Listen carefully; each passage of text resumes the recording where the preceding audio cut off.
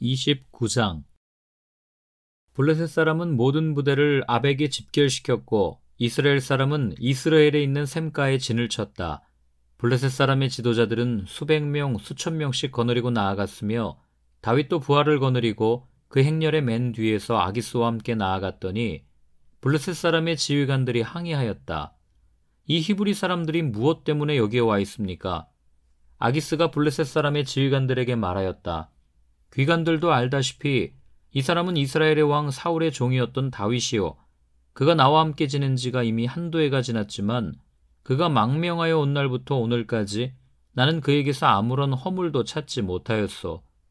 그러나 블레셋 족속의 지휘관들은 다윗에게 분노를 터뜨렸다. 블레셋 족속의 지휘관들이 아기스에게 강요하였다. 저 사람을 돌려보내십시오. 임금님께서 그에게 지정하여 준 그곳으로 그를 돌려보내시고 우리와 함께 싸움터에 나가지 않도록 하여 주십시오. 싸움터에 나가서 그가 우리의 대적으로 돌변할지도 모르는 일입니다. 그가 무엇을 가지고 자기의 주인과 화해할 수가 있겠습니까? 우리 군인들의 머리를 잘라다 바쳐서 하지 않겠습니까? 그가 바로 이스라엘 백성이 춤을 추면서 사울은 수천 명을 죽이고 다윗은 수만 명을 죽였다 하고 추켜 세우던 그 다윗이 아닙니까? 마침내 아기스가 다윗을 불러 말하였다. 주님께서 확실히 살아계심을 걸고 맹세하지만 장군은 정직하였소. 나에게로 온 날부터 오늘까지 나는 장군에게서 아무런 허물도 찾지 못하였기 때문에 장군이 나와 함께 이 부대에 들어와서 출전하는 것을 좋게 생각하였소. 그런데 저 지휘관들은 장군을 못마땅해 하오. 그러니 이제 장군은 블레셋 사람의 지도자들의 눈에 거슬리는 일을 더 이상 하지 말고 평안히 돌아가기를 바라오. 이번에는 다윗이 아기스에게 항의하였다.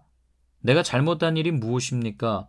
임금님을 섬기기 시작한 날부터 오늘에 이르기까지 임금님께서 말씀하신 대로 종에게서 아무런 허물이 드러나지 않았다면 왜 이 종이 이제 나의 상전이신 임금님의 원수들과 싸우러 나갈 수가 없습니까?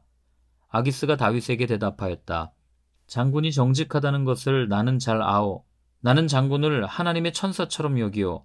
그런데 블레셋 사람의 지휘관들이 장군과 함께는 싸움터에 나가지 않겠다고 말하오. 그러니 이제 장군은 장군이 데리고 있는 옛 주인의 종들과 더불어 내일 아침 일찍 일어나시오. 내일 아침에 일찍 일어나서 해가 뜨는 대로 떠나도록 하시오. 그리하여 다윗은 다음 날 아침에 일찍 일어나 부하들과 함께 출발하여 블레셋 사람의 땅으로 돌아오고 블레셋 족속은 이스라엘로 올라갔다. 30장. 다윗이 부하들과 함께 사흘 만에 시글락으로 돌아왔을 때에는 아말렉 사람이 이미 남부지역과 시글락을 습격하고 떠난 뒤였다. 그들은 시글락에 침입하여 성에 불을 지르고 여자를 비롯하여 그 성읍 안에 있는 모든 사람을 어린아이나 노인 할 것 없이 사로잡아 한 사람도 죽이지 않고 끌고 갔다.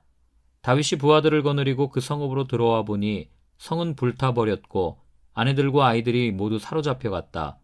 다윗과 그의 부하들은 목 놓아 울었다. 모두들 더 이상 울 힘이 없어 지칠 때까지 울었다.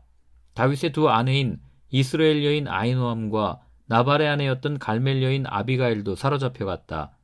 군인들이 저마다 아들, 딸들을 잃고 마음이 아파서 다윗을 돌로 치자고 말할 정도였으니 다윗은 큰 공경에 빠졌다. 그러나 다윗은 자기가 믿는 주 하나님을 더욱 굳게 의지하였다. 다윗이 아히멜렉의 아들 제사장 아비아달에게 말하였다. 어서 나에게 에봇을 가져다 주시오. 아비아달이 에봇을 다윗에게 가져오니 다윗이 주님께 문의하였다. 제가 이 강도들을 추격하면 따라잡을 수 있겠습니까? 주님께서 그에게 대답하셨다. 네가 틀림없이 따라잡고 또 틀림없이 되찾을 것이니 추격하여라. 다윗은 데리고 있는 부하 600명을 거느리고 출동하였다. 그들이 부솔시내에 이르렀을 때에 낙오자들이 생겨서 그 자리에 머물렀다. 그래서 부솔시내를 건너가지 못할 만큼 지친 사람 200명은 그 자리에 남겨두고 다윗은 400명만을 거느리고 계속 추격하였다. 군인들이 들녘에서 한 이집트 사람을 발견하여 다윗에게로 데리고 왔다. 그들은 그에게 빵을 주어 먹게 하고 물도 주어 마시게 하였다. 그들은 또 그에게 무화과 뭉치 1개와 건포도 뭉치 2개를 주었다. 그는 밤낮 사흘 동안 빵도 먹지 못하고 물도 마시지 못하였으므로 이렇게 먹고서야 제정신을 차렸다. 다윗이 그에게 물어보았다. 너의 주인은 누구이며 네가 사는 곳은 어디냐? 그가 대답하였다. 저는 이집트 소년으로서 아말렉 사람의 노예로 있었습니다. 사흘 전에 제가 병이 들자 저희 주인이 저를 버리고 갔습니다. 우리가 습격한 지역은 그렛 사람의 남부 지역과 유다 지역과 갈렙 사람의 남부 지역이며 시글락도 우리가 불질렀습니다. 다윗이 그에게 또 물었다. 네가 나를 그 습격자들이 있는 곳으로 데려다 주겠느냐? 그가 대답하였다. 저를 죽이지 아니하시고 저를 주인의 손에 넘기지도 아니하시겠다고 하나님의 이름으로 저에게 맹세하시면 그 습격자들이 있는 곳으로 모시고 가겠습니다. 그는 다윗을 인도하여 내려갔다. 그 습격자들은 블레셋 족속의 땅과 유다 땅에서 약탈하여 온 그 많은 전리품을 가지고 사방으로 흩어져서 먹고 마시며 큰 잔치를 벌이고 있었다.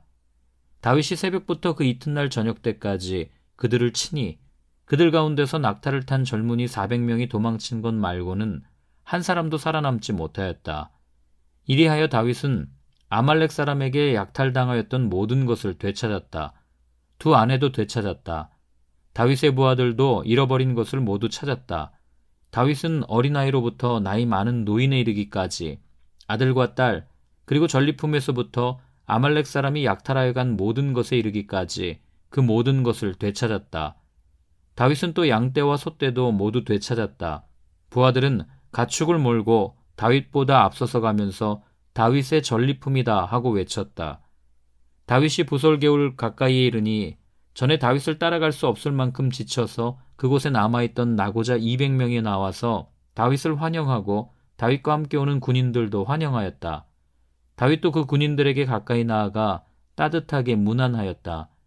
그러나 다윗과 함께 출전하였던 군인들 가운데서 악하고 야비한 사람들은 거기에 남아있던 이들이 못마땅하여 자기들과 함께 출전하지 않았던 군인들에게는 되찾은 물건을 하나도 돌려주지 말고 다만 각자의 아내와 자식들만 데리고 가게 하자고 우겼다. 그러나 다윗은 그들을 달랬다. 동지들, 주님께서 우리를 지켜주시고 우리에게 쳐들어온 습격자들을 우리의 손에 넘겨주셨소. 주님께서 우리에게 선물로 주신 것을 가지고 우리가 그렇게 처리해서는 안 돼요. 또 동지들이 제안한 이 말을 들을 사람은 아무도 없어. 전쟁에 나갔던 사람의 몫이나 남아서 물건을 지킨 사람의 몫이나 똑같아야 하오. 모두 똑같은 몫으로 나누어야 하오. 다윗이 이때에 이스라엘에서 정한 것이 율례와 규례가 되어 그때부터 오늘날까지 지켜지고 있다. 시글락으로 돌아온 다윗은 전리품 가운데서 얼마를 떼어 그의 친구들, 곧 유다의 장로들에게 보내면서 그것이 주님의 원수들에게서 약탈한 전리품 가운데서 떼어내어 선물로 보내는 것이라고 밝혔다. 베델과 라몬 네겝과 얏딜과 아로엘과 심못과 에스드모아와 라갈과 여라무엘 사람의 성읍들과 겐 사람의 성읍들과 호르마와 고라산과 아닥과 헤브론과 다윗이 부하들을 거느리고 드나들던 모든 지방에 있는 사람들에게 그는 그 선물을 보냈다. 31장 블레셋 사람이 이스라엘에 싸움을 걸어왔다. 이스라엘 사람들은 블레셋 사람 앞에서 도망하다가 길보아 산에서 죽임을 당하여 쓰러졌다. 블레셋 사람들은 사울과 그의 아들들을 바싹 추격하여 사울의 아들 요나단과 아비나답과 말기수아를 죽였다. 싸움이 치열해지면서 전세가 사울에게 불리해졌다.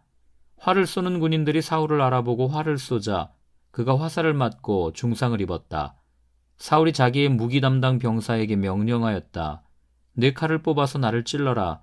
저 할례 받지 못한 이방인들이 와서 나를 찌르고 능욕하지 못하도록 하여라. 그러나 그 무기 담당 병사는 너무 겁이 나서 찌르려고 하지 않았다. 그러자 사울은 자기의 칼을 뽑아서 그 위에 엎어졌다. 그 무기 담당 병사는 사울이 죽는 것을 보고 자기도 자기의 칼을 뽑아 그 위에 엎어져서 사울과 함께 죽었다. 사울과 그의 세 아들과 사울의 무기 담당 병사가 이렇게 죽었다. 사울의 부하도 그날 다 함께 죽었다. 골짜기 건너편과 요단강 건너편에 살던 이스라엘 사람들은 이스라엘 군인들이 도망친 것과 사울과 그의 아들들이 죽은 것을 보고 살던 성읍들을 버리고 도망쳤다. 그래서 블레셋 사람이 여러 성읍으로 들어와서 거기에서 살았다. 그 이튿날 블레셋 사람이 죽은 사람들의 옷을 벗기러 왔다가 사울과 그의 세 아들이 길보아 산에 쓰러져 있는 것을 발견하였다. 그들은 사울의 목을 자르고 그의 갑옷을 벗긴 다음에 블레셋 땅 사방으로 전령들을 보내어 자기들이 섬기는 우상들의 신전과 백성에게 승리의 소식을 전하였다. 그런 다음에 그들은 사울의 갑옷을 아스타로스의 신전에 보관하고 사울의 주검은 벳산 성벽에 매달아 두었다. 길르앗 야베스의 주민들은 블레셋 사람들이 사울에게 한 일을 전해 들었다. 그래서 그들의 용사들이 모두 나서서 밤새도록 걸어 벳산까지 가서 사울의 주검과 그 아들들의 시체를 성벽에서 내려가지고 야베스로 돌아와 그 주검을 모두 거기에서 화장하고 그들의 뼈를 거두어다가 야베스에 있는 에셀나무 아래에 묻고 이레 동안 금식하였다.